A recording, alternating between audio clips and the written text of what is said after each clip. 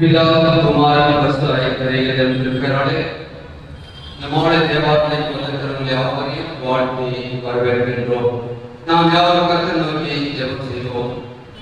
மகா கிருபையும் இரக்கமுள்ள கர்த்தாவே, நீர் எங்களை கிருபையாய் கொடுத்த ஒரு சிந்தி 3ஆம் வெள்ளிக்கிழமைக்காக நன்றியோடு வைத்திருக்கிறோம், பாதுகாத்திருக்கிறோம். அந்த தவறை பாடமாக நாம் தியானிக்கின்ற போது கர்த்தாவே, நாம் எங்களையும் கர்த்தாவே ஒரு விஷயம் ஆராய்ந்து பார்க்க கர்த்தாவே கிருபை கொடுத்து வருகிற காலத்துக்காக நன்றியோடு பாதுகாத்திருக்கிறோம். இதனால் இந்த ஆராதனையிலே உம்முடைய பிரசன்னம் விளங்கமாக இருக்கிறோம்ப்பா. இந்த ஆராதனை ஆரம்பம் முதல் முடிவு மட்டுமாக உம்முடைய வல்ல பிரசன்னம் எங்களை விளங்க வேண்டுமாய் மீட்பர் இயேசுவின் ஜெபிக்கிறோம் ஜீவன் நல்ல பிதாவே, ஆமென். நாம் யாவரும் எழுந்திருந்து இந்த ஆராதனைக்கு ஆரம்பமாகவும் கடவுள் நாம் புகழ்ச்சிக்காகவும் கிறிஸ்தவ பாமாலை 257ஆம் பாமாலை கிறிஸ்தவ பாமாலை 257 பாகம் 1. இயேசு கிறிஸ்துவே உலகத்திலே கெட்டு போனவர்களுக்கான ஒளியும் உயிருமான இரட்சகரே இயேசு கிறிஸ்துவே என்ற பாடலை பார்ப்போம்.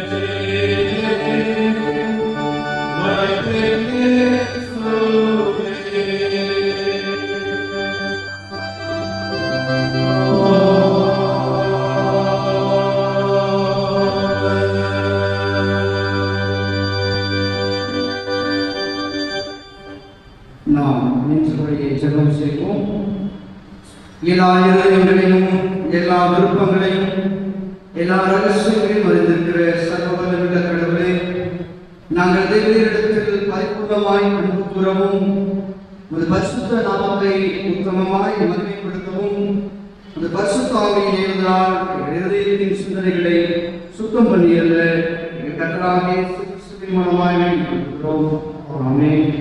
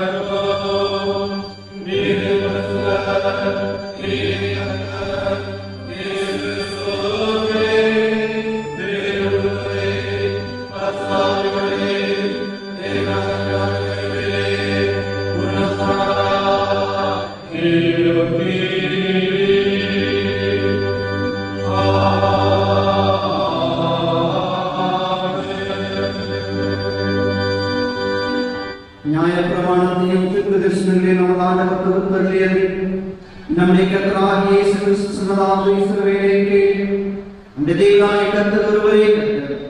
தேவனாகிய கர்த்தரிடத்தில் முழு இதயத்தோடும் முழு ஆத்மாவோடும் முழு மனதோடும் முழு பணத்தோடும் அன்பு கூறுவாயாக என்பதை பிரதான கற்பனை.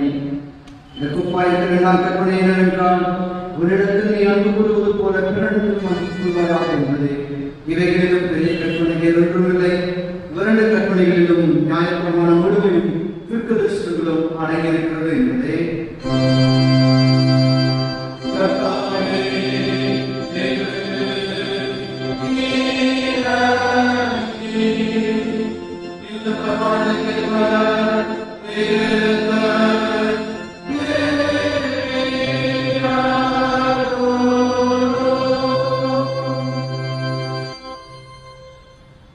அன்பார்ந்தவர்களே, நாம் இப்பொழுது கடவுளின் மகா பரிசுத்த வசனத்தை கேட்கவும் ஆண்டவருடைய சரீரத்தின் ரத்தத்தை பெற்றுக் கொள்ளவும் இங்கே கூடி வந்திருக்கிறோம். உத்தம மனஸ்தாபத்தோடும் உண்மையான விசுவாசத்தோடும் அவரிடத்தை கிடைத்ததற்காக கடவுளுடைய கிருபையை தேடி முழங்கால் படியிட்டு அமைதியாக நம்மை நாமே சோதித்து அறிவோமாக.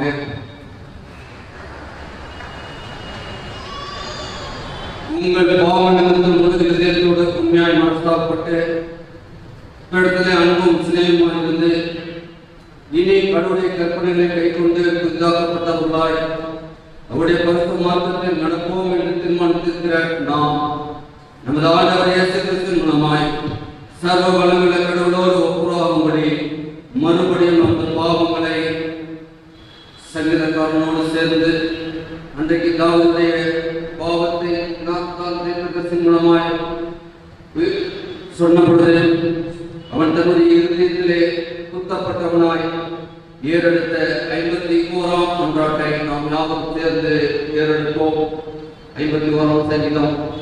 தேவனே, உமது கிருபையின்படி எனக்கு இரங்கும், உமது இரக்கத்தின்படி என்னை சுத்திகரியும். என் நன்மை நீர் எனக்கு முன்னில் கருதி என் பாவங்களை சுத்திகரியும்.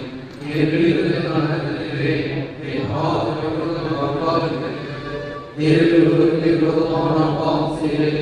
என் கண்களுக்கு முன்பாக பொல்லாப்பதை நடக்கிறேன்.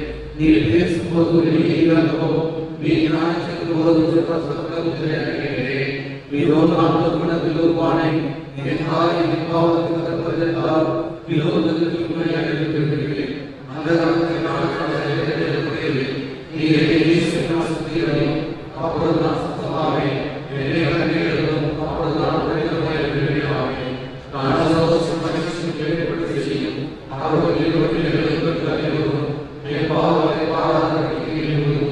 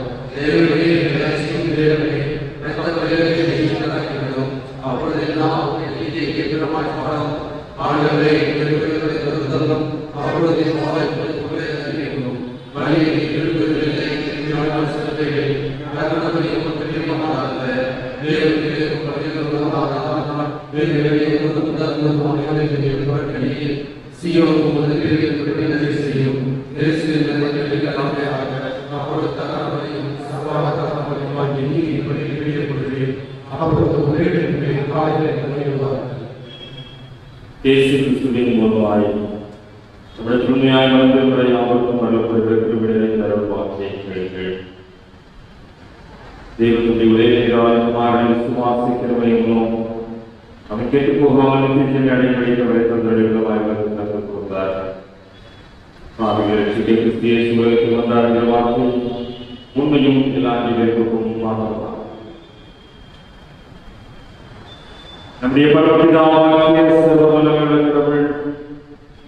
உத்தம மனஸ்தாபத்தோடு உண்மையான விசுவாசத்தோடு சமரத்திற்கு மனம் திரும்பி தங்கள் சகோதர சகோதரிகள் குற்றங்களை மன்னிக்க யாவருக்கும் பாவ மன்னிக்க அழைச்சவர்களுக்கும் வாக்குத்தம் செய்திருக்கிறார். அவர் நம்முடைய ஆண்டுகளில் உங்கள் பாவங்கள் எல்லாவற்றையும் மன்னித்து அவர்கள் உங்களை விடுதலையாக்கி சகல நேரங்களை உறுதிப்படுத்தி நிறுத்தி ஜீவக்கரையில் சேர்ப்பார்கள்.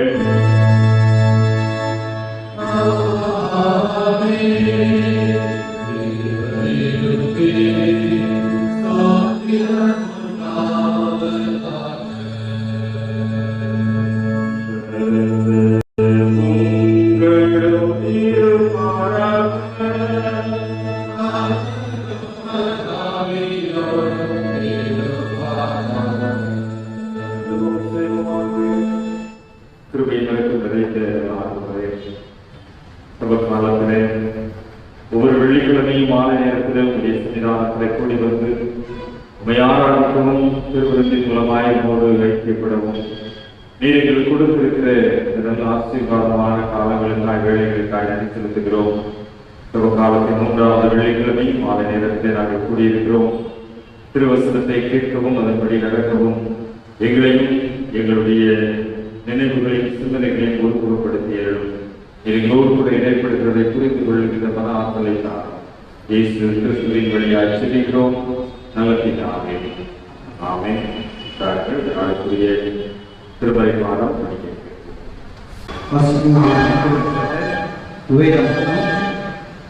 ஒன்று ராஜாக்கள் 17ஆம் அதிகாரம் வசனங்கள் 1 ராஜாக்கள் 17ஆம் அதிகாரம் வசனங்கள் 1 7 வரை.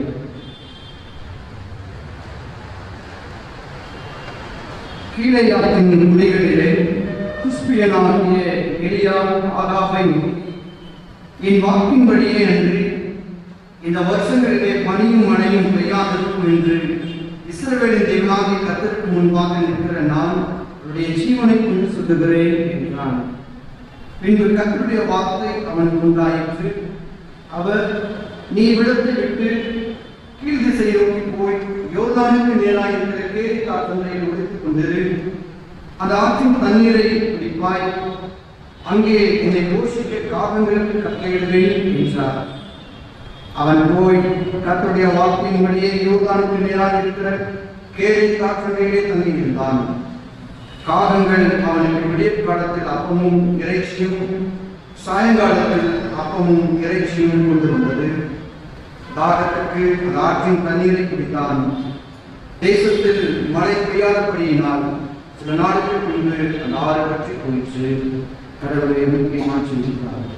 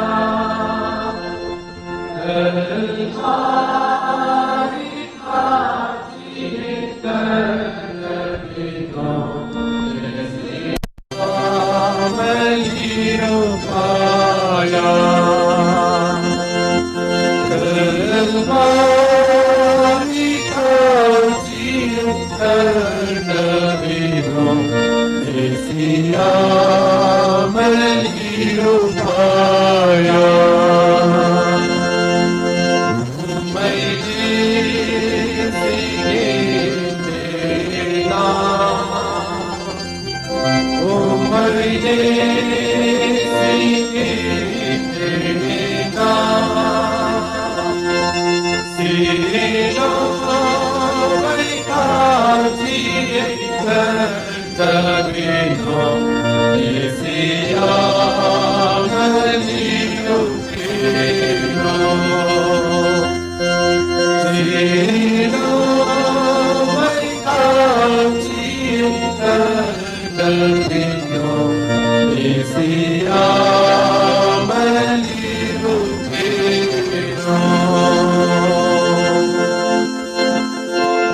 அன்பின் ஆண்டவரே, எங்களோடு கூட நீர் இடைப்படுகிறதை உணர்ந்தவர்களாய் இந்த மாலை நேரத்திலும் உம்மை நோக்கி பார்க்கிறோம். சிலுவையின் வழியாக புத்தாற்றல் எங்களுடைய ஆன்மீகத்திலே நிலவும் என்ற நம்பிக்கையிலே உம்மை வழிபடுகின்ற மக்களாக, எங்களுடைய பற்றுறுதி வாழ்வை உறுதிப்படுத்திக் கொள்கின்ற மக்களாக இந்த தவ காலத்தில் இந்த மாலை நேரத்தில் நாங்கள் கூடியிருக்கிறோம். இந்த நாளின் தியானத்தையும் ஆண்டவர் எங்களுக்கு ஆசீர்வாதமாக்கி தாரும். உம்முடைய அமர்ந்த மெல்லிய சத்தம் எங்களுடைய செவிகளிலே துணிக்கவும், அதை நாங்கள் ஏற்றுக்கொண்டவர்களாய் உம்முடைய சித்தத்தை நிறைவேற்றுவதற்கு எங்களுக்கு அருள் தாரும். தொடர்ந்து உம்முடைய பிரசன்னம் எங்களை ஆளுகை செய்யட்டும். இயேசு ஆண்டவரின் வழியாய் செபிக்கிறோம் நல்ல பிதாவே, ஆமென். இறை அன்பர்களே, பிதாவாகிய கடவுளிடமிருந்தும் திருமைந்த நாம் இயேசு கிறிஸ்துவிடமிருந்தும் வருகின்ற கிருபையும் சமாதானமும் உங்கள் அனைவரையும் ஆளுகை செய்வதாக. தவ காலத்தில் இந்த 3வது வெள்ளிக்கிழமை நாம் கூடியிருக்கிறோம். தொடர்ந்து நாம் தியானிக்கின்ற நம்முடைய தொடர் சிந்தனையிலே இந்த நாளில் நாம் படிக்க கேட்ட 1 ராஜாக்கள் 17ஆம் அதிகாரத்திலே சொல்லப்பட்டிருக்கிற கேரித் ஆற்றை குறித்து ஒரு சில சிந்தனைகள், அந்த ஆற்றோடு தொடர்பு கூடிய தேவ மனுஷனை குறித்த சிந்தனைகளை நாம் உள்வாங்கிக் கொள்ள அர்ப்பணிப்பின் உணர்வோடு கூட இந்த நேரத்தில் என்னோடு இணைந்து கொள்ள உங்களை அன்போடு கூட நினைவுபடுத்துகின்றேன். இந்த கேரித் என்பதற்கு எபிரேயத்திலே வெட்டிவிடப்பட்டது என்று ஒரு அர்த்தம் உண்டு. அதாவது துண்டிக்கப்பட்டது அல்லது வெட்டிவிடப்பட்டது என்று அதற்குரிய அர்த்தம் உண்டு. யோர்தான் நதியிலிருந்து வெட்டிவிடப்பட்ட ஒரு சிறிய ஆறு என்கின்ற புரிந்து கொள்ளுதல் உண்டு. இது மழை காலத்தில் மாத்திரம் தண்ணீர் நிறைந்திருக்கின்ற பகுதி, மிகவும் எளிதாக வற்றி போகின்ற ஒரு பகுதி. அவர்களை நீங்கள் சரியாக புரிந்து கொள்வீர்கள் என்று சொன்னால், நாணற் புற்கள் நிறைந்த, அதில் சென்று ஒளிந்து கொண்டால் வெளியே தெரியாத அளவிற்கு நாணற் புற்கள் நிறைந்த பகுதி. நம்முடைய நாம் கரத்தில் வைத்திருக்கின்ற இந்த வேதாகமத்தில், இந்த மொழிபெயர்ப்பிலே இது கேரித் என்பது ஆறு என்று குறிக்கப்பட்டிருக்கிறது. ஆனால் இந்த கேரித் என்பது நாம் மிகச்சரியாக புரிந்து கொள்வோம் என்று சொன்னால், அது ஆறு அல்ல, அது ஒரு சின்ன துறவு, ஒரு சின்ன குளம் குட்டை போன்ற ஒரு சின்ன துறவு என்பதுதான் அதனுடைய புரிந்து கொள்ளுதல். அந்த நாணற் புற்கள் அல்லது அந்த கோரை புற்கள் ஊட நீரூற்றுக்கள் உண்டு என்கின்ற புரிந்து கொள்ளுதலும் உண்டு. பொருளை நாம் அதிகமாக அந்த மேப்பில் நீங்கள் பார்த்தீங்க அப்படின்னா இதை அதிகமாக தெரிந்து கொள்ள முடியாது நம்முடைய கரங்களில் இருக்கின்ற மேப்பில். ஆனால் இந்த இப்போ நீங்கள் பார்க்குற இந்த மேப்பில் நீங்கள் பார்த்தீங்க அப்படின்னா ஒரு சில புரிந்து கொள்ளுதல் அதில் நீங்கள் புரிந்து கொள்ள முடியும். குறிப்பாக இந்த பகுதியானது, அதாவது கெரித் புரூக் என்றுதான் அந்த பகுதியானது அழைக்கப்பட்டிருக்கிறது. கலிலேயா லேக் அருகாமையிலே இருப்பதாக அது காட்டப்பட்டிருக்கிறது. சாக்கடலுக்கு சற்று மேலாக இந்த பகுதியானது அமைந்திருப்பதை நீங்கள் பார்க்க முடியும். ஒருவேளை இந்த பகுதியிலே சமாரியா, இஸ்ரேல், ஜூடா அந்த பகுதிகளெல்லாம் அருகாமையில் இருக்கும். சி ஆஃப் கலிலி அந்த பகுதியிலே காணப்பட்டிருக்கும். அதற்கு நேரே மேல் பகுதியிலே அந்த சாரிபாத் என்கின்ற ஊர் அங்கே குறிப்பிடப்பட்டிருக்கிறதையும் நீங்கள் பார்க்க முடியும். ஒரு அதிகமாக இது வற்றி போவது என்பதை விட இது மறைந்து விட்டது. நாளடைவில் இந்த கேரித் என்கின்ற அந்த துறவு மறைந்து விட்டது என்பதுதான் ஒரு வரலாற்று ரீதியான உண்மையாக காட்டப்பட்டிருக்கின்றது. மறைந்து போய்விட்ட ஒரு துறவாக அல்லது மறைந்து போய்விட்ட ஒரு ஆற்றின் சூழ்நிலையாக இதனுடைய நிலைப்பாடானது அமைந்திருக்கின்றது. இதில் நாம் மிகவும் அறிமுகமான எபிரேய தீர்க்கதரிசி ஆகிய எலியாவினுடைய பணி அங்கே அமைந்திருக்கின்றதை இந்த பகுதியிலே நாம் புரிந்து கொள்ள முடியும். குறிப்பாக 16ஆம் அதிகாரத்தின் பின்பகுதியிலிருந்து நீங்கள் இந்த பகுதியை தொடர்ந்து படிக்கிற பட்சத்தில் 17ஆம் அதிகாரத்தின் தொடக்கத்தில் இந்த எலியாவினுடைய பணியானது அமைந்திருக்கிறதை நீங்கள் பார்த்து புரிந்து கொள்ள முடியும். இந்த 2ஆம் வசனத்தை நீங்கள் பார்ப்பீர்கள் என்று சொன்னால், கர்த்தருடைய வார்த்தை அவனுக்கு உண்டாகின்றது. அப்பொழுது திஸ்பியனாகிய எலியா ஆகாபிடத்திலே, என் வாக்கின்படியே அன்றி இந்த வருஷங்களிலே பனியும் மழையும் பெய்யாதிருக்கும் என்று இஸ்ரவேலின் தேவனாகிய கர்த்தருக்கு முன்பாக நிற்கிற நான் அவருடைய ஜீவனை கொண்டு சொல்லுகிறேன் என்று இந்த அருமையான எலியா சொல்லுவதை நாம் பார்க்கின்றோம். கிமு 9ஆம் நூற்றாண்டிலே பணியாற்றின இந்த எலியா மிகவும் ஆணித்தரமாக, அதாவது அன்றைக்கு இருந்த சூழ்நிலையிலே கடவுளை தவிர, அதாவது இஸ்ரவேலின் கடவுளை தவிர வேறு எந்த உண்மை கடவுளும் இல்லை என்பதை மிகவும் ஆணித்தரமாக வலியுறுத்தின ஒரு தீர்க்கதரிசி என்று சொன்னால் மிகையாகாது. அந்த வகையிலே இந்த எலியாவினுடைய பணியானது முக்கியத்துவம் வாய்ந்த ஒரு பணியாக அடையாளப்படுத்தப்பட்டிருக்கிறது. இந்த தீர்க்கதரிசிக்கு கர்த்தருடைய வார்த்தை உண்டாகிறது. இந்த இடத்தை விட்டு கீழ்த்திசையை நோக்கி போய் யோர்தானுக்கு நேராக இருக்கிற கேரித் ஆற்றண்டையில் ஒளித்து கொண்டிரு. இதில் தான் இந்த மொழிபெயர்ப்பில் ஏற்பட்டிருக்கிற பிரச்சனை. நம்முடைய கரங்களில் இருக்கின்ற திருமறையிலே இது 6 என்று குறிப்பிடப்பட்டிருக்கிறது. ஆனால் இது ஒரு சாதாரண துறவாக அல்லது ஒரு சின்ன ஓடையாக அல்லது சின்ன குளம் அல்லது குட்டை போன்ற ஒரு அமைப்பு தான். நீங்கள் ஒரு சில ஆங்கில மொழிபெயர்ப்புகளை பயன்படுத்தி இந்த பகுதியை பார்க்கும்போது தெளிவாக புரிந்து கொள்ள முடியும். இந்த கேரித் யோர்தானுக்கு நேராய் இருக்கிற ஒரு பகுதி. அதாவது யோர்தானுக்கு நேராய் என்றால் யோர்தானுக்கு எதிராக இருக்கின்ற ஒரு பகுதி. யோர்தானை பொறுத்த வகையிலே மிகவும் திரளான தண்ணீர் பிரவாகம் நிறைந்த ஒரு இடம். ஆனால் இந்த யோர்தானுக்கு எதிராக இருக்கின்ற இந்த கேரித் மிகவும் எளிதாக வற்றி போகின்ற அல்லது மிகவும் எளிதாக காய்ந்து போகின்ற ஒரு பகுதி.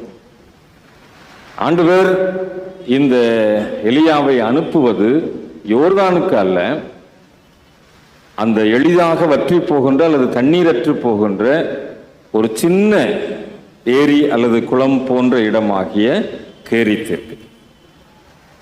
இந்த கேரித் ஆற்றண்டையில் ஒளித்து, நான் ஏற்கனவே சொன்னேன், அந்த பகுதி நாணற் புற்கள், கோரை புற்கள் எல்லாம் நிறைந்த இடமாக இருக்கும். அதில் ஒளிந்து கொள்ளக்கூடிய ஒரு பகுதி. இந்த ஆற்றண்டையிலே ஒளித்து கொண்டிரு. ஏனென்றால் எலியா ஆகாப் அரசனிடத்தில் அங்கே மிகவும் ஆற்றலோடு கூட ஆண்டவருடைய வார்த்தைகளை அங்கே சொல்லிவிட்டு வந்திருக்கின்றான். மிகவும் ஆணித்தரமாக, இஸ்ரவேலின் தேவனாகிய கர்த்தருக்கு முன்பாக நிற்கிற நான் அவருடைய ஜீவனை கொண்டு சொல்லுகிறேன் என்று சொல்லி, பனியும் மழையும் பெய்யாது அப்படின்னு சொல்லி ஆணித்தரமா தீர்க்க தரிசனம் சொல்லிட்டு வந்திருக்கான். அந்த அடிப்படையில் இந்த ஆகாப் அரசன் மூலமாக ஆபத்து ஏற்படும் என்பதை உணர்ந்து கொண்டு அந்த இடத்துல ஒளித்து கொண்டிருக்கின்ற ஒரு சூழ்நிலைக்கு நேராக எலியா புறப்பட்டு சென்றார். 4ஆம் வசனத்திலே பார்ப்பேன் என்று சொன்னால், அந்த ஆற்றின் தண்ணீரை, அதாவது அந்த துறவில் இருக்கிற தண்ணீரை குடிப்பாய், அங்கே உன்னை போஷிக்க காகங்களுக்கு கட்டளையிடுவேன் என்று சொல்லுகின்றார். அப்போ அவன் போய் கர்த்தருடைய வார்த்தையின்படியே யோர்தானுக்கு நேராய் இருக்கிற, அல்லது யோர்தானுக்கு எதிர்ப்புறத்தில் இருக்கின்ற அந்த கேரித் என்று சொல்லப்படுகின்ற இடத்திற்கு போய் அந்த இடத்துல தங்கி இருக்கின்றான். இவனை பொறுத்த வகையில் அங்கே ஒரு ஆற்றிலே தண்ணீர் இருக்கின்றது. அந்த தண்ணீர் அண்டையிலே தேவையான தண்ணீரை குடித்துக் கொள்ளலாம். பகல் நேரத்திலே அல்லது தேவைப்படுகிற நேரத்திலே போஷிப்பதற்கு காகங்கள் வரும் என்கின்ற செய்தியானது சொல்லப்பட்டிருக்கிறது.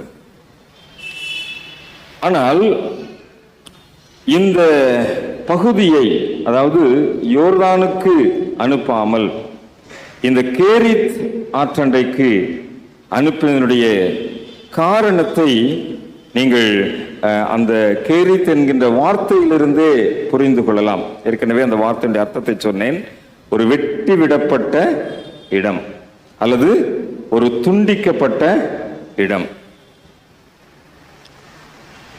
இந்த ஆறு எங்கே ஓடியது, எங்கே இருக்கின்றது என்பதை மிகவும் தெளிவாக கண்டுகொள்ளப்பட முடியாத ஒரு வெட்டிவிடப்பட்ட அந்த துறவிலே, அந்த ஆற்றிலே அங்கே தங்கி இருக்கும்படியாக, ஒளித்திருக்கும்படியாக அங்கே போகின்றதை நாம் அந்த வார்த்தையிலிருந்து புரிந்து கொள்கிறோம். அதாவது ஒருவேளை ஆகாபிடத்திலிருந்து அனுப்பப்பட்ட யாராவது ஒருத்தர் தேடி வந்தா, யோர்தானுக்கு எந்த பக்கம் போகணும் அப்படின்னா இதுதான் வழி அப்படின்னு சொல்லி காமிச்சிருவாங்க, யோர்தானை கண்டுபிடிச்சிருவாங்க. ஆனால் கேரித்தை கண்டுபிடிக்க முடியாது. அப்படிப்பட்ட ஒரு கேட்பாரற்ற ஒரு இடம். இங்கேயும் யாராவது போய் இருப்பாங்களா அப்படின்னு சொல்லி நினைக்க கூட முடியாத ஒரு இடம் தான் அந்த கேரி. அப்படிப்பட்ட ஒரு இடத்திற்கு தான் இந்த தீர்க்கதரிசியானவர் அனுப்பப்படுகின்றார்.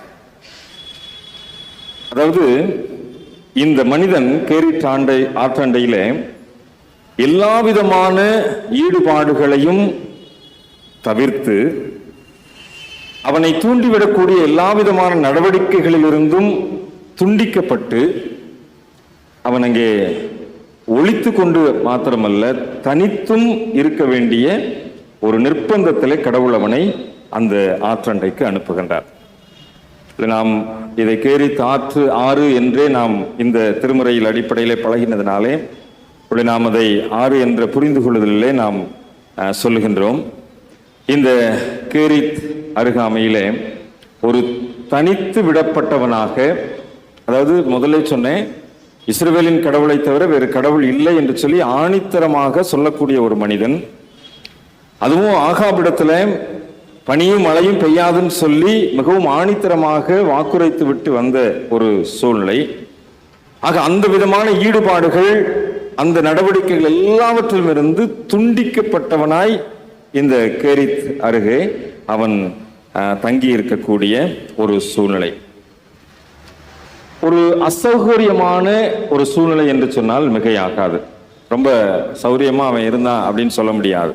ஒரு அசௌகரியமான சூழ்நிலை தான் அந்த கேரித் ஆற்றண்டையிலே அவன் பெற்றுக்கொண்டான். ஒவ்வொரு நாளும் உணவுக்காக காத்திருக்கக்கூடிய ஒரு நிர்பந்தமான சூழ்நிலை, ஒரு பரிதாபமான சூழ்நிலை என்று சொல்லலாம். காகம் இன்னைக்கு வந்துச்சுன்னா தான் சாப்பாடு, இல்லைன்னா சாப்பாடு இல்லை. ஆற்று தண்ணீரை குடிச்சுக்கலாம், ஆனா அந்த ஆற்று தண்ணீர் என்ன ஆயிடுச்சு, ஒரு குறிப்பிட்ட காலத்துல அந்த ஆறு வற்றி போயிற்று. ஏன்னா இங்கதான் தீர்க்க தரிசனம் ஏற்கனவே சொல்லிட்டாரு, மழையும் பெய்யாது பனியும் பெய்யாதுன்னு சொல்லிட்டு வந்துட்டார். ஆற்று தண்ணீர் வற்றி போகுது. ஒரு இராணுவ பயிற்சி முகாம் போல அந்த கேரித் ஆற்றண்டை இந்த எலியாவினுடைய வாழ்க்கையில அமைந்திருக்கிறது. தேவனுடைய வார்த்தையை ஆகாபிடம் எடுத்து சென்ற தேவ மனிதன் இந்த தேவ மனிதனை ஒரு முழுமையான ஆவிக்குரிய மனிதனாக உருவாக்கின ஒரு இடம்தான் இந்த கேரித் ஆற்றண்டை. ஒரு பயிற்சி முகாம் போல அந்த கேரித் ஆற்றண்டையில ஒழித்துக் கொண்டிருக்கிற காலம். காகம் வந்துச்சுன்னா தான் சாப்பாடு, தண்ணியும் தாராளமா இருக்குதுன்னா இல்ல, அதுவும் வற்றி போகுது. ஆக உணவுக்காக தண்ணீருக்காக பரிதபிக்கக்கூடிய ஒரு அசௌகரியமான, எப்ப சாப்பாடு கிடைக்கும் எப்ப தண்ணி கிடைக்கும் அப்படிங்கிற சூழ்நிலையெல்லாம் தாண்டி ஒரு அசௌகரியமான ஒரு பயிற்சி முகாம் அந்த கேரித் ஆற்றண்டையிலே அருமையான எலியாவுக்கு கொடுக்கப்படுகின்றது. எலியா யாரை நம்ப போகிறான் என்பது ஒரு அடிப்படை பயிற்சி. இந்த அடிப்படை பயிற்சியை பெற்றுக்கொண்ட இடம்தான் இந்த கேரித் ஆற்றண்டை. அது ஒரு பேசிக்கா இந்த தீர்க்கதரிசி எதை கற்றுக்கொள்ள வேண்டும் என்று சொல்லி அவன் கற்றுக்கொண்ட இடம்தான் இந்த கேரித் ஆற்றண்டை. யார் இவனுடைய வாழ்க்கையை கட்டுப்படுத்த போகின்றார் என்கின்ற அந்த உணர்வை வளர்த்து கொள்ளுகின்ற ஒரு இடமாக இந்த கேரித் ஆற்றண்டையிலே அவன் அங்கே தங்கி இருக்கின்றான். ஒரு பெரிய தண்ணீர் ஓடுகின்ற, தண்ணீர் நிறைந்த யோர்தான் நதிக்கு அனுப்பப்படவில்லை. தண்ணீர் வற்றி போகின்ற, தண்ணீர் காய்ந்து போகின்ற, வெறுமையாய் போகின்ற ஒரு துறவண்டைக்கு அல்லது அந்த கேரித் என்கின்ற ஆற்றண்டைக்கு மனித சஞ்சாரத்திலிருந்து துண்டித்து விடப்பட்டவனாக அல்லது அந்த மனித சாம்ராஜ்யத்திலிருந்து வெட்டி விடப்பட்ட மனிதனாக, அந்த கேரித் என்பது துண்டித்து விடப்பட்ட அல்லது வெட்டி விடப்பட்ட என்ற அர்த்தம், அந்த நிலைமையிலே அவன் அங்கே இருக்கின்றான். அந்த தண்ணீர் அளவு குறையிறது பார்க்கிறான். இப்ப எப்போ தண்ணீர் வத்துமோ தெரியாது. இப்ப காகம் வந்து ஏதாவது உணவு கொடுத்தா உணவு சாப்பிட்டதுக்கு பிற்பாடு தண்ணி குடிக்கணும், அதுக்குள்ள அந்த தண்ணி வத்தி போயிருமோ, இப்ப அந்த மனது படுகின்ற பாடு. அது அப்படிப்பட்ட ஒரு சூழ்நிலையிலே அந்த இடத்துல பயிற்சி பெறக்கூடிய ஒரு நிலைமையிலே இந்த தேவ மனிதனை ஆண்டவர் அங்கே கொண்டு போய் வைத்திருக்கிறார். அன்பானவர்களே, தவ காலத்திலே வாழ்ந்து கொண்டிருக்கின்றோம். இந்த உலகத்திலிருந்து வெட்டிவிடப்பட்டவர்களாய் நாம் பயிற்சி பெறுகின்ற காலம்தான் இந்த தவ காலம். இந்த உலகத்தின் நடவடிக்கைகளிலிருந்து துண்டித்து விடப்பட்டவர்களாய் நம்முடைய வாழ்வை நாம் ஆண்டவருடைய சமூகத்திலே செலவிடுகின்ற நேரம்தான் இந்த தவ காலம். கேரித் ஆற்றண்டையில இந்த தண்ணீர் வற்றி போகக்கூடாதுன்னு எலியா எத்தனை தடவை ஜெபம் பண்ணியிருப்பாரு. ஆண்டவரே, இன்னைக்கு காலையில எப்படியாவது காகத்தை அனுப்பிடுங்க சுவாமி அப்படின்னு சொல்லி எத்தனை தடவை ஜெபம் பண்ணியிருப்பாரு. இந்த காகம் ஏதாவது சாப்பாடு கொண்டு வந்துச்சுன்னா அதை சாப்பிட்டுட்டு குடிக்கிறதுக்கு ஆண்டவரே தண்ணி வத்தி போயிடக்கூடாது சுவாமின்னு சொல்லி எத்தனை தடவை ஜெபம் பண்ணியிருப்பார். இந்த தவ காலம் நம்மை பயிற்சியிலே உருவாக்குகின்ற காலம்.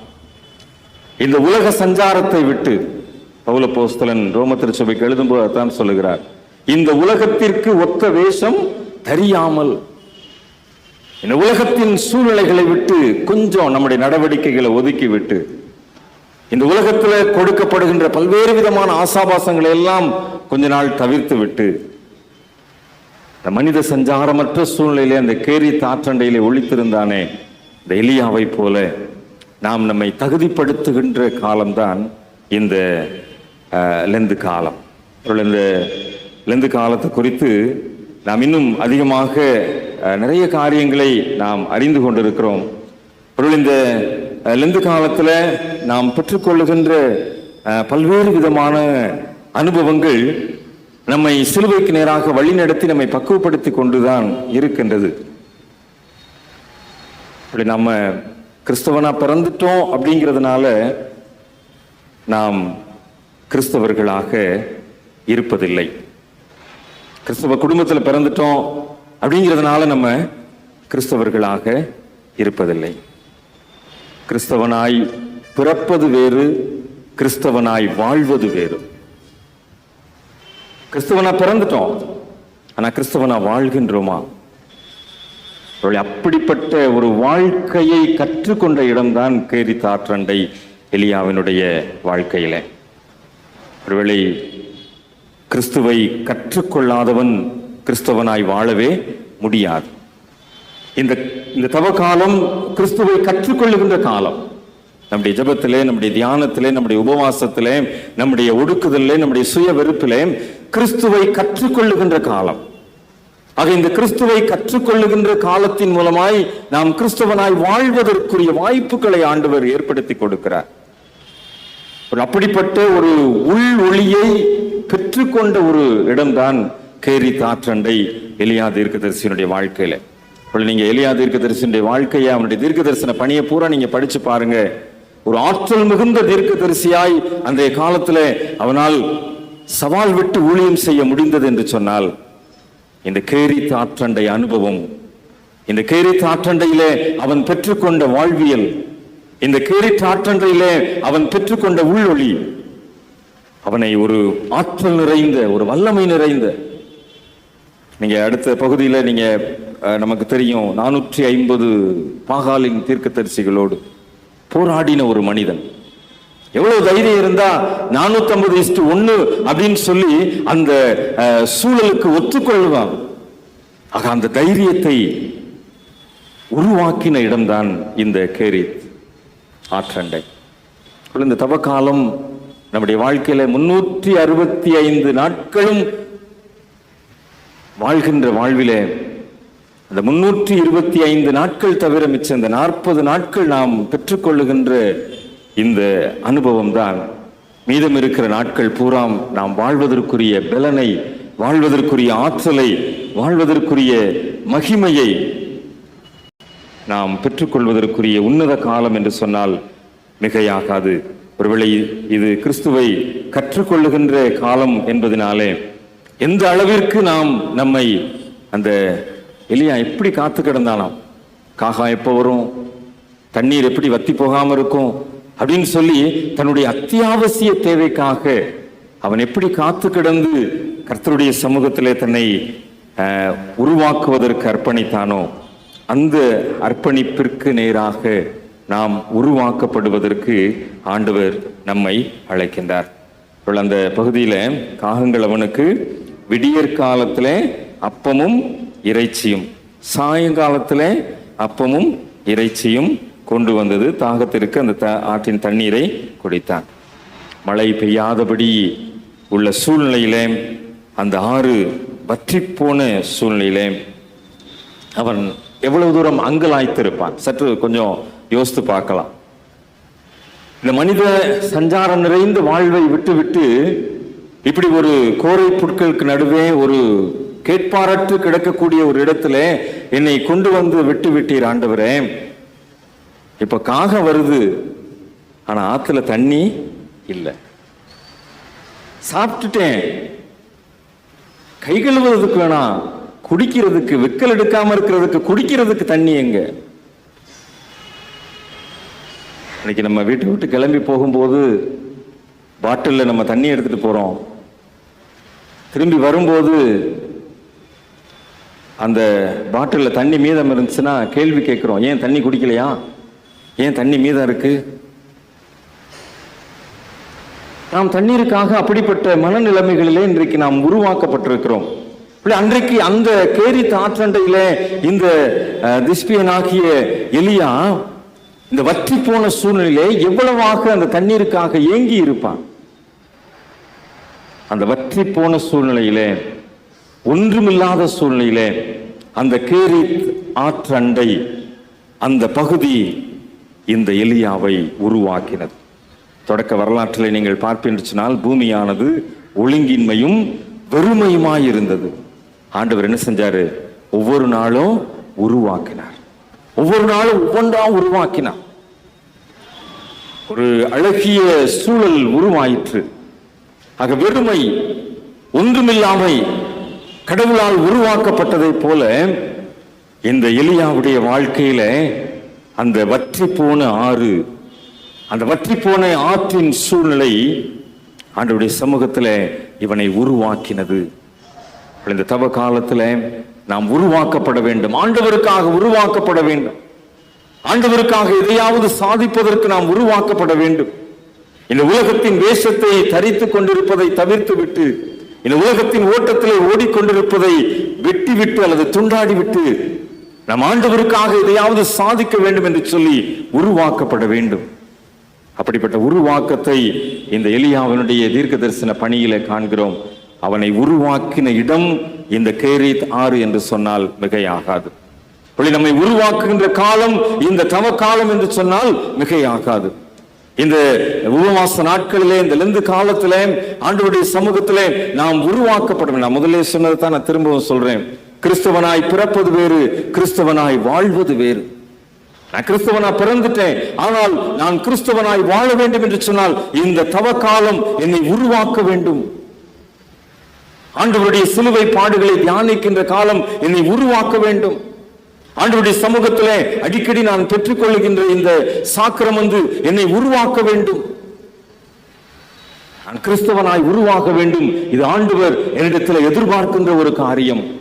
ஆண்டவருடைய எதிர்பார்ப்பை நிறைவேற்றுகின்ற திருச்சபையாய், ஆண்டவருடைய எதிர்பார்ப்பை நிறைவேற்றுகின்ற தனி மனிதனாய் வாழ்வதற்கு ஆண்டவர் இந்த தவ காலத்தை நமக்கு கொடுத்திருக்கிறார். அவர்களை கடந்த ஆண்டு தவ காலத்தில் இருந்தவர்கள் அநேகர் இன்றைக்கு இந்த தவ காலத்தை காண முடியவில்லை. ஆனால் உங்களுக்கும் எனக்கும் ஆண்டவர் கிருபையாய் கொடுத்த இந்த தவ காலத்திலே நாம் இன்றைக்கு உருவாகவில்லை என்று சொன்னால் இன்னொரு நாளை, இன்னொரு தவ காலத்தை நான் எதிர்பார்க்க முடியாது. இன்னொரு தவ காலம் நமக்கு கிடைக்குமா என்பது கேள்விக்குறி. ஆக இந்த கிடைக்கப்பட்ட இந்த இரட்சணிய நாளிலே நாம் உருவாகுவதற்கு எலியாவை போல நாம் ஆண்டவருடைய சமூகத்திலே அவன் தனித்திருந்த நேரத்துல எவ்வளவு தூரம் ஆண்டவரை மாத்திரமே சார்ந்து இருப்பான். அந்த சாப்பாட்டுக்காக, அந்த தண்ணிக்காக. இது உடல் சார்ந்த தேவைதான். ஆனா அந்த உடல் சார்ந்த தேவை கூட இல்லாம அவன் ஆண்டவரை சார்ந்திருந்த அந்த அனுபவம் தான் அவனை உருவாக்கினது. இன்னைக்கு நாம் நம்முடைய சுயத்தை வெறுக்கிறோம். சுயத்தை பல விதங்களிலே நாம் வெறுத்து கொண்டிருக்கிறோம், உண்மைதான். ஆனால் இந்த சுயத்தை வெறுக்கின்ற அனுபவங்கள் நம்மை உருவாக்க வேண்டும். இந்த சுயத்தை வெறுக்கின்ற அனுபவங்களின் மூலமாய் நான் ஒரு கிறிஸ்தவனாய் உருவாக்கப்பட வேண்டும். இது ஆண்டவர் என்னிடத்தில் எதிர்பார்க்கின்ற காரியம் என்று சொன்னால் அந்த எதிர்பார்ப்பை நிறைவேற்றக்கூடிய திருச்சபையாய், ஒரு விசுவாசியாய் நான் உருவாக்குவதற்கு ஆண்டவர் என்னை அழைக்கின்றார். இந்த பகுதியில் கற்றுக்கொள்ளுகின்ற இன்னொரு காரியம் என்னவென்று சொன்னால், அந்த ஆறு வற்றி போயிற்று. இனிமே அங்க வாழ்க்கை இல்லை, இனிமே அங்க எதிர்காலம் இல்லை. ஆறே வத்தி போயிடுச்சு. இனிமே எங்க போய் தண்ணி குடிக்கிறது? இனி எங்க போய் அந்த சூழ்நிலையில அவன் தேடுவான்? அங்க எல்லாம் முடிஞ்சு போச்சு. அந்த முடிந்து போன சூழ்நிலையில ஆண்டவர் என்ன செய்கின்றார்? அங்கே ஒரு புதிய உருவாக்கத்தை கொடுக்கின்றார். அதுக்கப்புறம் வார்த்தை வருகின்றது, நீ எழுந்து சீதோனுக்கு அடுத்த சாரிபாத் ஊருக்கு போய் அங்கே தங்கியிரு, உன்னை பராமரிக்கும்படி அங்கே இருக்கிற ஒரு விதவைக்கு கட்டளையிட்டேன். எங்கே வெறுமை காணப்படுகின்றதோ, எங்கே இல்லாமை இருக்கின்றதோ, அல்லது எங்கே என்னுடைய வாழ்க்கை முடிந்து விட்டது என்று நான் நினைக்கின்றனோ அந்த இடத்துல புதிய துளிர் விடுகின்ற அனுபவத்தை கொடுப்பதுதான் நாம் ஆராதிக்கின்ற ஆண்டவர். அவரை நம்பி இருக்கின்ற பிள்ளைகளை, அவரை சார்ந்து இருக்கிற பிள்ளைகளுக்கு ஒரு புதிய தொடக்கத்தை கொடுப்பதுதான் இந்த ஆண்டவருடைய ஆற்றல். அதை மறந்து போய்விடக் கூடாது.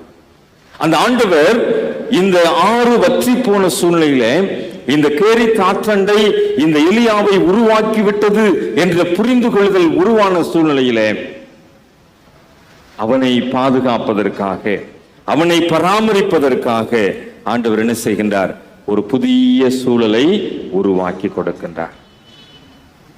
நீ உருவாக்கிவிட்டது உண்மை என்று சொன்னால், நீ ஆண்டவருக்காக வாழ்வதற்கு உருவாகிவிட்டது உண்மை என்று சொன்னால், இந்த தவக்காலத்தை மிக சரியாக நாம் பயன்படுத்தி இந்த தவக்காலத்திலே நாம் ஆண்டவருக்காய் வாழ்வோம் என்று சொல்லி உருவாகிவிட்டது உண்மை என்று சொன்னால், ஆண்டவர் நமக்காக ஒரு புதிய தொடக்கத்தை வைத்திருக்கிறார் என்பதை மறந்து போய்விட வேண்டாம்.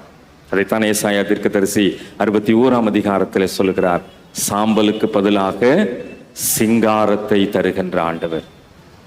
எல்லாம் முடிஞ்சு போச்சு, ஆத்து தண்ணீர் வத்தி போயிடுச்சு, இனிமே ஒண்ணுமே இல்லை அப்படின்னு சொல்லி எலியா திகைத்து கொண்டிருக்கின்ற போது, எலியா கலங்கி கொண்டிருக்கின்ற போது, எலியா கேள்வி எழுப்பி கொண்டிருக்கிற போது ஆண்டவர் ஒரு புதிய இடத்தை காமிக்கிறார். நீங்க அந்த இடத்தை அந்த படத்துல பார்த்தீங்கன்னா தெரியும். அந்த கேரியத்திலிருந்து சாரிபாத்துக்கு அவன் என்ன செய்யறான்? கிராஸ் பண்ணி போறான். ஒரு புதிய இடத்தை ஆண்டவர் காட்டுகின்றார். இந்த கீழே ரவுண்ட்ல இருந்து அந்த ஸ்கொயருக்கு அங்க ஆண்டவர் அவனை சாரிபாத்துக்கு நேராக வழி நடத்துகின்றார். கொஞ்சம் தூரம் போகணும். ஆனா அது அவன் அந்த கேரித் அந்த ஆற்றண்டை அவன் உருவான இடம், ஆண்டவருக்காக அவன் உடைத்து நொறுக்கி உருவாக்கப்பட்ட இடம், ஒரு வல்லமையுள்ள தீர்க்கதரிசியாக பயன்படுத்தப்படுவதற்கு உருவாக்கப்பட்ட இடம். அந்த உருவாக்கப்பட்ட இடத்திலிருந்து இப்போது ஆண்டவர் அவனை பராமரிக்கும்படியாய் இன்னொரு இடத்திற்கு அழைத்து செல்லுகிறார். ஒரு புதிய எதிர்காலத்தை ஆண்டவர் அங்கே கொடுக்கின்றதை நாம் பார்க்கிறோம்.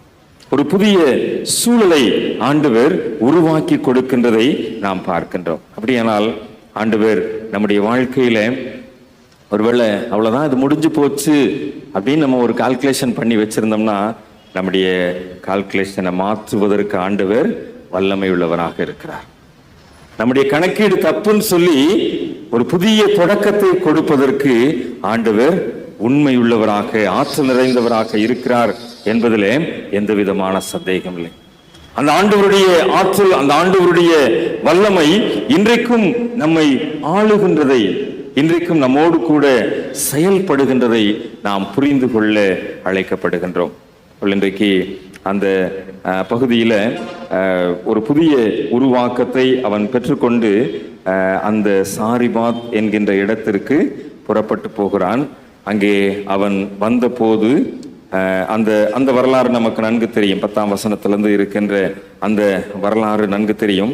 அந்த வரலாற்றை பொறுத்த வகையில அங்கே 13ஆம் வசனத்தை நீங்கள் பார்ப்பீர்கள் என்று சொன்னால், எலியா அவனை பார்த்து, பயப்படாதே, நீ போய் உன் வார்த்தையின்படி ஆயத்தப்படுத்து, ஆனாலும் முதல் அதில் எனக்கு ஒரு சிறிய அடையை பண்ணி என்னிடத்தில் கொண்டு வா, பின்பு உனக்கும் உன் குமாரனுக்கும் பண்ணலாம்.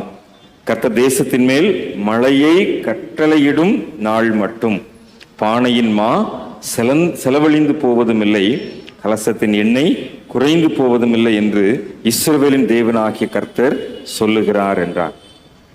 இந்த பெண்ணை பொறுத்த வகையில வாழ்வு மறுக்கப்பட்ட ஒரு பெண். அதனாலதான் கடைசியா சாப்பிட்டுட்டு செத்து போறதுக்கு அந்த ஸ்டேட்மெண்ட் அப்படிதான் இருக்குது. நானும் என் குமாரனும் சாப்பிட்டு செத்து போக. வாழ்வு மறுக்கப்பட்ட ஒரு பெண், வாழ்வு இல்லை என்று சொல்லி அடையாளப்படுத்தப்பட்ட ஒரு சூழ்நிலை. காரணம், இந்த தீர்க்கதரிசியினுடைய தீர்க்க தரிசனம் தான்.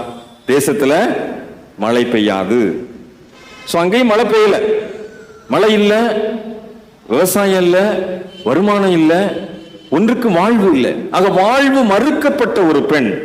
இந்த வாழ்வு மறுக்கப்பட்ட பெண்ணுடைய வாழ்க்கையில ஒரு புதிய வாழ்க்கையை இந்த தீர்க்கதரிசியினுடைய குரல் அங்கே உருவாக்குகிறது.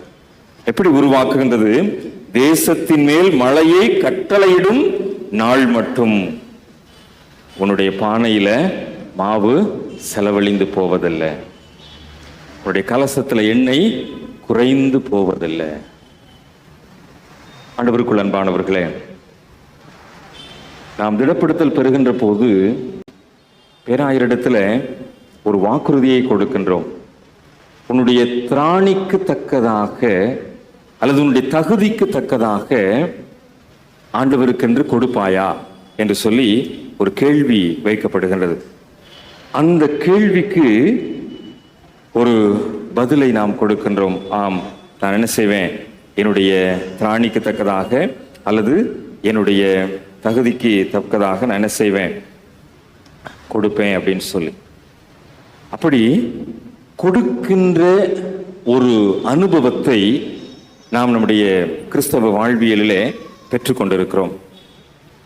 இந்த சூழ்நிலை என்பது நாம் ஆண்டவருக்காக கொடுப்பதற்கு உந்தப்படுகின்ற ஒரு அனுபவம். இந்த சாரிபாத் ஊரில் இருக்கின்ற இந்த கைம்பெண்ணுடைய வாழ்க்கையில கற்றுக் கொடுக்கப்பட்ட காரியம் அதுதான். இந்த எலியா சொல்லுகின்றார், நீ சாப்பிட்டு செத்து போறதுக்கு முன்னாடி நீ என்ன செய்யணும், அதுல ஒரு அடைய பண்ணி எனக்கு கொண்டு வா, ஊழியக்காரனுக்கு கொண்டு வா, தீர்க்கதரிசி இடத்துல கையில கொடு. அதுக்கப்புறம் அந்த தேசத்துல மழை எப்ப பெய்யுதோ அது வரைக்கும் உன்னுடைய பானையில் இருக்கிற மா என்ன செய்யாது, குறைஞ்சு போகாது, எண்ணெய் கலசத்துல குறைஞ்சு போகாது.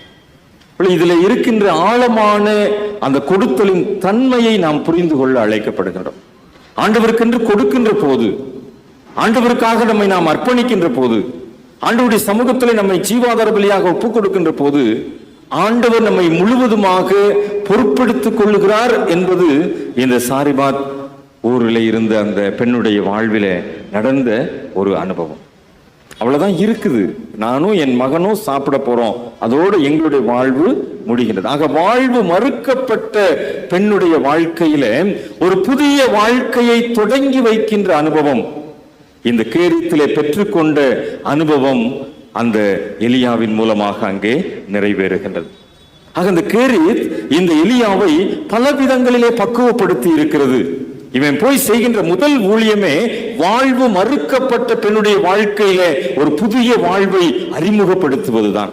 இந்த கேரியத்திலே அவன் தங்கியிருந்த நாட்கள், இந்த கேரியத்திலே அவன் பெற்றுக்கொண்ட அனுபவங்கள், இப்போ செய்கின்ற முதல் ஊழியம், சாரிபாத்துக்கு போய் செய்கின்ற முதல் ஊழியம் ஒரு வாழ்வு இழந்த சூழ்நிலையிலே, அல்ல இதோடு கூட வாழ்வை முடித்துக் கொள்ள போகின்றோம் என்கின்ற சூழ்நிலையிலே ஒரு புது வாழ்வை ஏற்படுத்தி கொடுக்கக்கூடியவர்களாக இந்த எலியாவை ஆண்டவர் பயன்படுத்த. அப்படியானால் இன்றைக்கு நாம் இந்த தவ காலத்திலே பெற்றுக்கொள்ளுகின்ற ஆன்மீக உள் ஒளியின் அனுபவங்கள், இந்த தவ காலத்திலே நாம் சுதந்திரித்துக் கொள்கின்ற பல்வேறு விதமான சுய விருப்பின் மூலமாய் நாம் கற்றுக்கொள்கின்ற பல்வேறு விதமான காரியங்கள்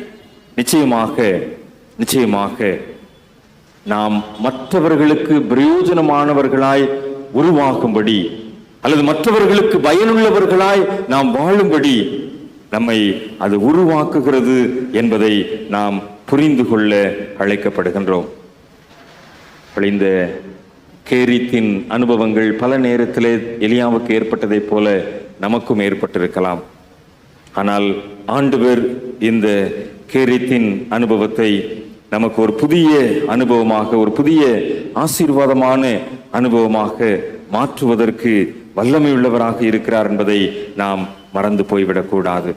இந்த கேரியத்திலே தங்கியிருந்த காலங்களிலே ஒரு புதிய அனுபவத்தை எலியா பெற்றுக்கொண்டதை போல நிச்சயமாக இந்த தவ காலத்திலே நாம் ஆண்டவருடைய சமூகத்திலே செலவிடுகின்ற நேரத்திலே ஒரு புதிய வாழ்வின் உள்ளொளியை பெற்றுக்கொள்வதற்கு, ஒரு புதிய வாழ்வியலின் சூழ்நிலையை சுதந்திரித்துக் கொள்வதற்கு நாம் அழைக்கப்படுகின்றோம்.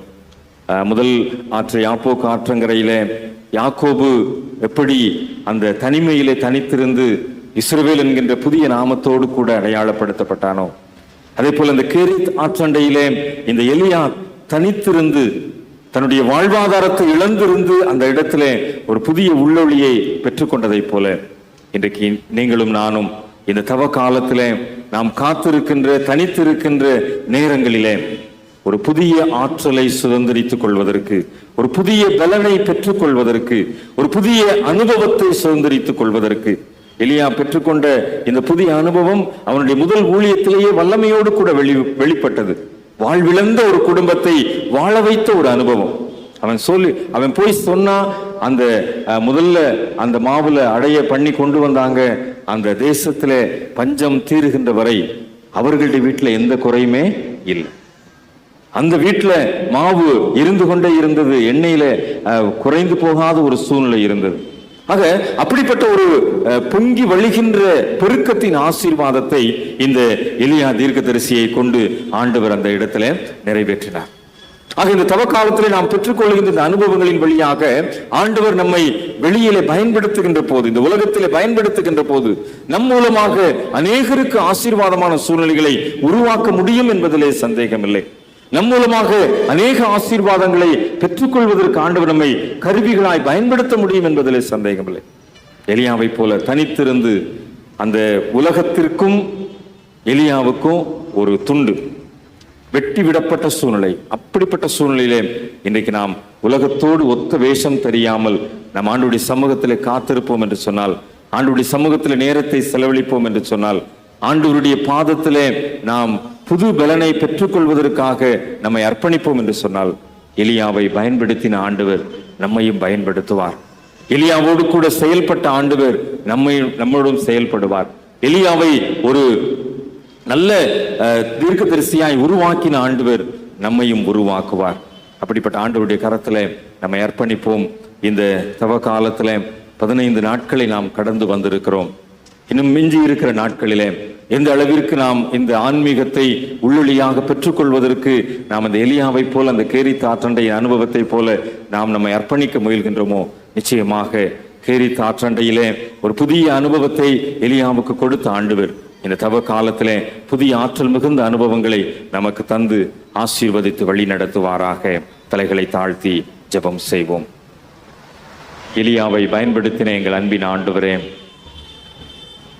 எலியாவை கேரித் ஆற்றண்டையிலே பல்வேறு அனுபவங்களின் ஊடாக உருவாக்கின உம்முடைய ஆற்றலை எண்ணி நாங்கள் உமக்கு நன்றி செலுத்துகிறோம். இந்த எலியாவினுடைய அனுபவம் எங்களுக்கு தேவை சுவாமி. ஆண்டவரே, இந்த தவ காலத்திலே நாங்கள் மேற்கொள்ளக்கூடிய முயற்சிகள், நாங்கள் மேற்கொள்ளக்கூடிய தவ வலிமைகள் எங்களை ஒரு கிறிஸ்தவனாய் உருவாக்குவதற்கு எங்களை மனத்தாழ்மையோடு அர்ப்பணிக்கிறோம் சுவாமி. இந்த எலியா எப்படி ஒரு ஆற்றல் நிறைந்த தீர்க்கதரிசியாய் இஸ்ரவேலிலே பயன்படுத்தப்பட்டானோ, அதே போல நாங்களும் பயன்படுத்தப்படத்தக்கதாக இந்த உலகத்தை விட்டு நாங்கள் தனித்து உம்மை சார்ந்து வாழ ஆண்டவர் இந்த தவ காலங்களிலே எங்களுக்கு கிருபை செய்ய வேண்டுமாய் ஜெபிக்கிறோம். நாங்கள் இந்த 2 காலங்களிலே மேற்கொள்ளக்கூடிய அனைத்து முயற்சிகளிலேயும், அனைத்து பிரயாசங்களிலேயும் உம்முடைய ஆற்றலை முழுமையாக வெளிப்படுத்துவதற்கு அருள் தாரும். எங்களுடைய தியானம் தொடர்ந்து இனிதாக இருக்கட்டும். இந்த கேரித் ஆற்றண்டையின் அனுபவம் எங்களுக்கும் தேவை சுவாமி. அதை எங்களுக்கு தந்து வழி நடத்துவீராக. இயேசு ஆண்டவரின் வழியாய் மிகுந்த மனத்தாழ்மையோடு ஜெபிக்கிறோம். ஜெபம் கேளும் நல்ல பிதாவே. ஆமேன், ஆமேன். நாம் யாவரும் எழுந்திருந்து நம்முடைய விசுவாசத்தை நிசையா விசுவாச பிரமாணத்தின் மூலம் ஏறெடுப்போம். வானத்தையும் பூமியும் காணப்படுகிறது காணப்படாதமான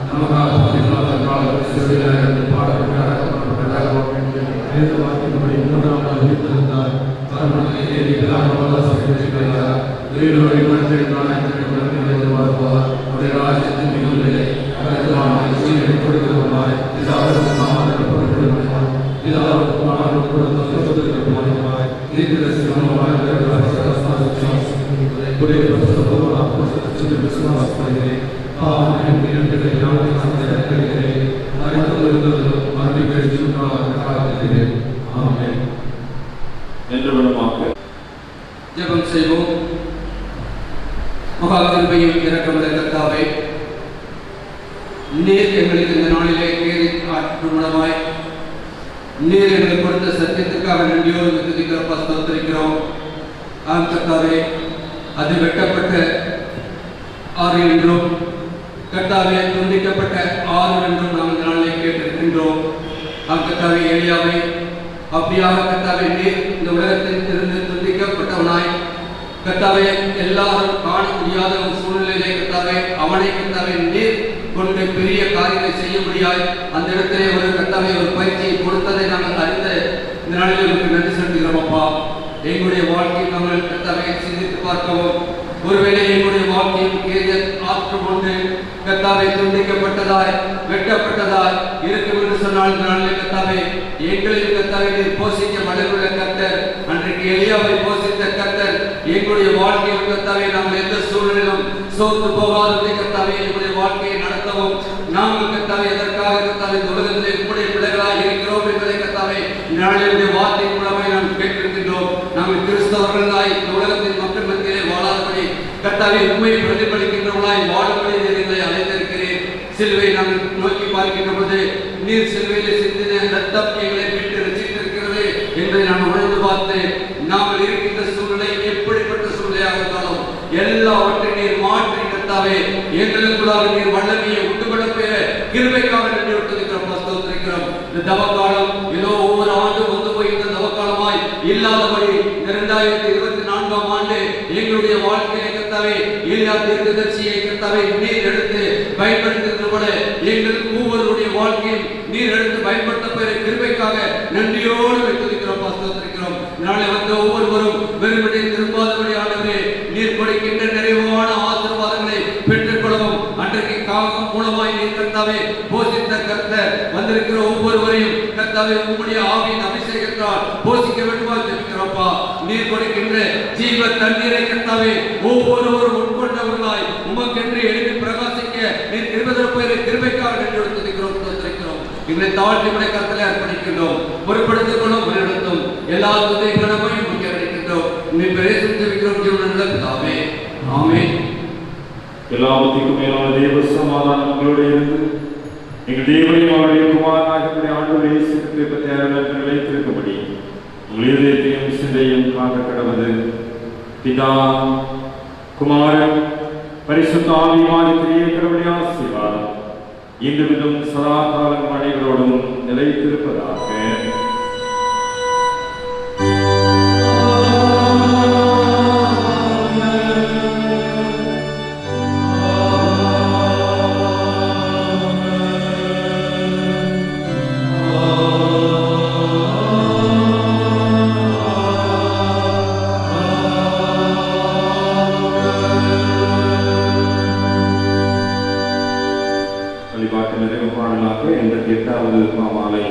இந்த அறுவடை காலத்தில் கத்திரையும் பாதத்தில் பணிவும் விழுந்தால் இந்த பாமாலை முதலாம் சரணம் கடைசி சரணம் உலக படிப்பு பாடி இந்த வழிபாட்டை நிறைவு செய்வோம்.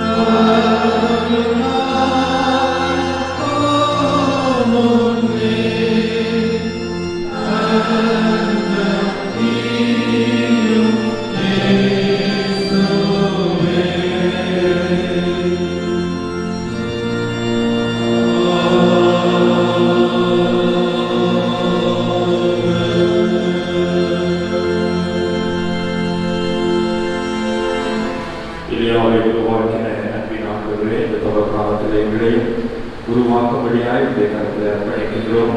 தொடர்ந்து நாம உலகத்திலே சாட்சியுள்ள கிறிஸ்தவர்களாய் உருவாக்கப்பட்ட கிறிஸ்தவர்களாய் வாழ்வதற்கு எங்களை தொடர்ந்து வரப்படும். இந்த மாதத்தின் முதல் நாளிலே மாத நேரத்தில் நாங்கள் பெற்றுக்கொண்ட சாக்கிரமது இந்த மாதம் முழுவதும் தேவையான நிறைவான ஆற்றலை ஆசீர்வாதத்தை இருக்கிறார்கள்.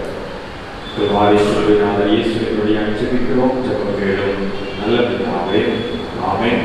ஆத்துமாவே கர்த்தரை ஸ்தோத்திரி, உங்களுடைய நாமத்தை ஸ்தோத்திரி, ஆத்துமாவே கர்த்தரை ஸ்தோத்திரி. கர்த்தர் உங்களோடு இருப்பாராக. தேவ சமாதானத்தோடு சில